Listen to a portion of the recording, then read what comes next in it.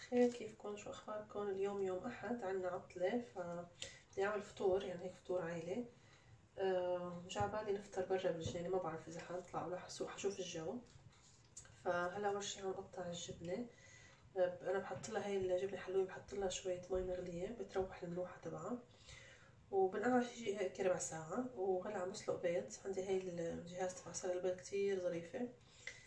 حطيت مكدوس كمان هون، كم ايام بس مكدوسة، ما في غيرها، غسلت رميز. وحكمل باقي الحواضر كمان.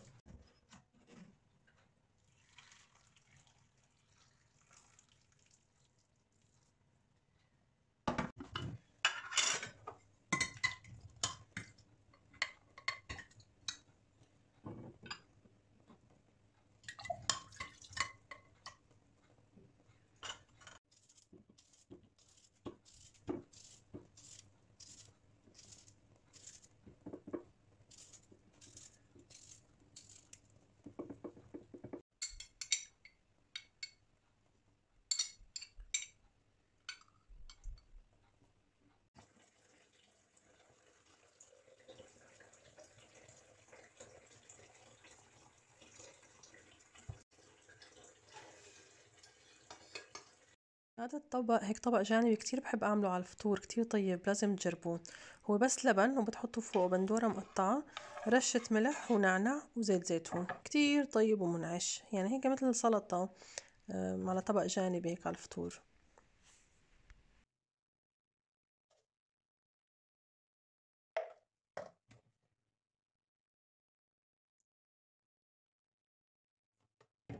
وهذا كمان طبق تاني، كمان سهل وبسيط وطيب، بس بندورة، ملح، كمون وزيت زيتون، كمان كتير طيب، يعني هيك سلطة خفيفة على فطور جنب البيض المقلي أو بيض مسلوق، جربوها كمان كتير طيبة.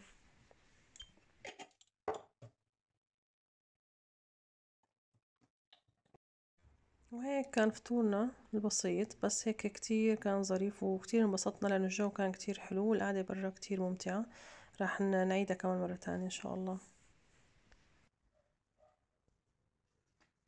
بدي ورجيكم، بدي هيك أعمل هدية بسيطة هي مدرسة مساعدة، يعني أسيستنت يعني بالمدرسة عند ابني، اجت بس 3 شهور، دوبك بيتدربوا وبيمشوا، بس هي كتير لطيفة وابني كتير حبها.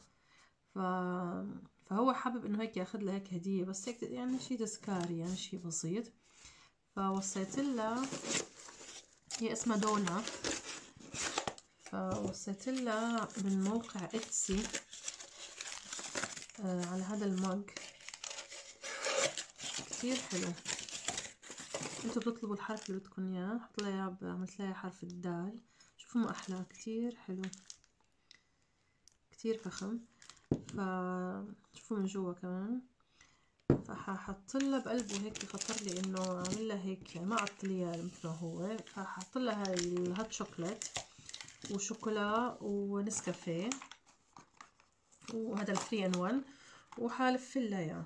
فعندي هذا المشمع، هذا جبته من شي ان، تغليف شفاف، وبدي اربط لايك عليه شريطة، فهون كيف حاعمله.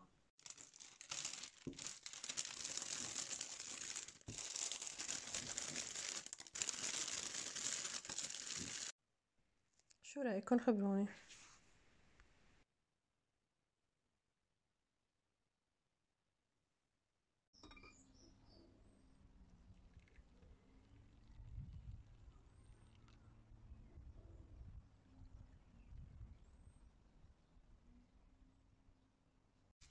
وهذا كان الفيديو اليوم، حبيت اختم لكم الفيديو مع فنجان قهوة بهالجو الحلو، عن جد ما قد ما الجو حلو ما قادرين نفوت على البيت يعني.